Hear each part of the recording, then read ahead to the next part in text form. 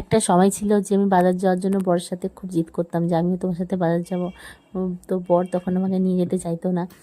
আর এখন দেখো, এখন যেতে ইচ্ছা করে না কিন্তু যেতে হয়।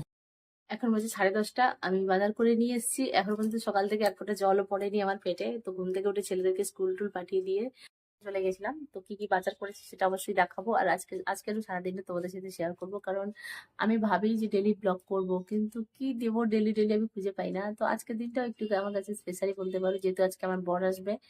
তাই চলো আজকে সারাদিন কি কি করি না করি নিয়েছি সেটা দেখে নাও। তো এখানে আছে, এটা হচ্ছে আর মাছ, এখানে আছে পমফ্রেট মাছ, এখানে আছে, এটা হচ্ছে চাপলা মাছ, আর এটা দেখছো, এটা হচ্ছে মৌরলা মাছ, এদিকে মোলা বলে। তো এটা হচ্ছে মাছের 4 রকমের মাছ নিয়েছি। আর এখানে তো চলো কি কি শাক আছে দেখিয়ে দিই। এখানে দেখছি এটা হচ্ছে লাফা শাক। তো এই শাকটা এখানেই পাওয়া যায়, শাকটা খেতে খুব ভালো লাগে, শাকটা ঝোল ঝোল করে বানায়। তো আজকে দেখাবো আমি কি কি রান্না করবো, সবকিছু রান্নার রেসিপি দেখাবো না, তো রান্না করার পরেই দেখাবো একেবারে। আর এখানে আছে পালং শাক,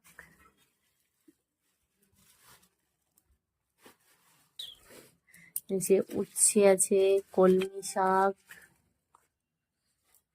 তারপরে আরো শাক আছে দেখাচ্ছি। এটা হচ্ছে ঢেমসি শাক,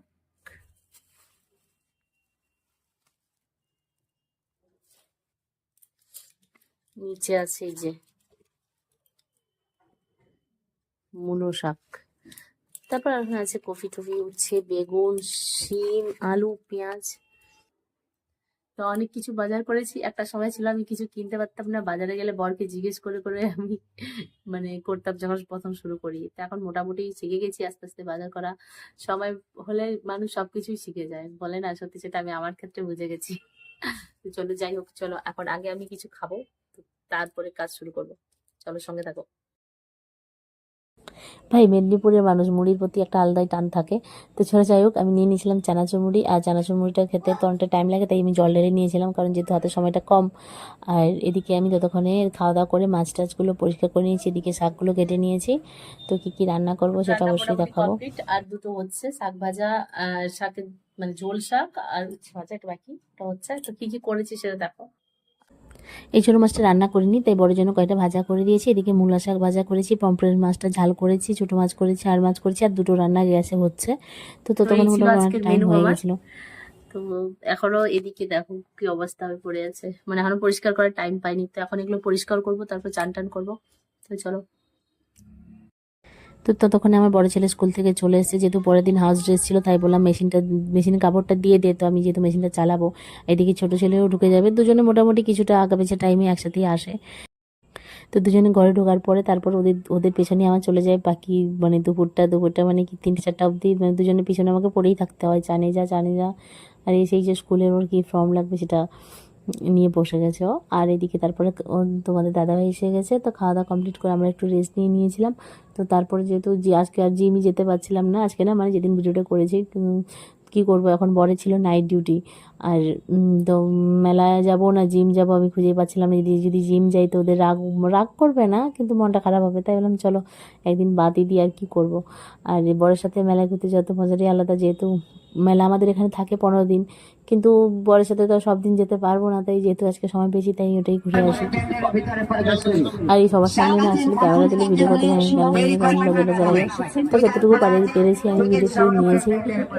তো এখনো দেখো মানে মেলায় এখনো লোকজন আসে না, ফাঁকাই বলতে পারো। আর এদিকে পিঠা ছিল ভ্যারাইটিস, কিন্তু আমি খাইনি।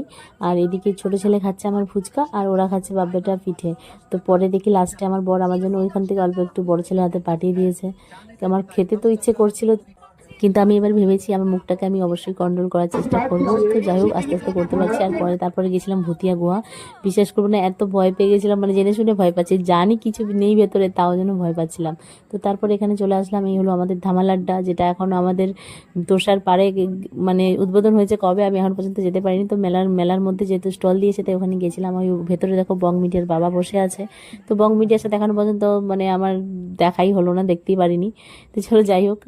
আর এদিকে তারপরে আমরা চলে এসেছি এখানে আয়াতের মধ্যে এগুলো নিতে। তো মেলার মধ্যে সবথেকে ভ্যারাইটিস যেটা সেটা হলো খাবারের দোকান। কি নেই ভাই, মানে এত কিছু আছে কিন্তু তার মধ্যে মানে কি বলবো, এই একটা এগরোলই খেয়েছি আর কিছু খাইনি, যেহেতু ওদিকে তোমার দাদাভাই ডিউটি টাইমও হয়েছে। তো তার মধ্যে এখানে গেছিলাম, এখানে ব্যাগগুলো খুব সুন্দর লাগছে। আপাতত কোনো কিছু কেনাকাটা করিনি, এই হারটা নিয়েছি কারণ এটা আমার গোলু আমাকে চয়েস করে দিয়েছে, তো পড়তে দেখছি ভালোই লাগছে। ছেলের আমার চয়েস আছে ভাই। আর তারপরে আমরা মেলা থেকে বের হয়ে আসছিলাম, এদিকে টাইম হয়ে যাচ্ছে, ও ডিউটি যাবে। তো চলো আর কি করবো, এসে ভালো লাগছিল না, ও যেহেতু ডিউটি চলে যাবে, কিন্তু কিছু করার নেই। যাই বড়োর সাথে অল্প একটু তো সময় কাটাতে পারলাম, এটাই অনেক।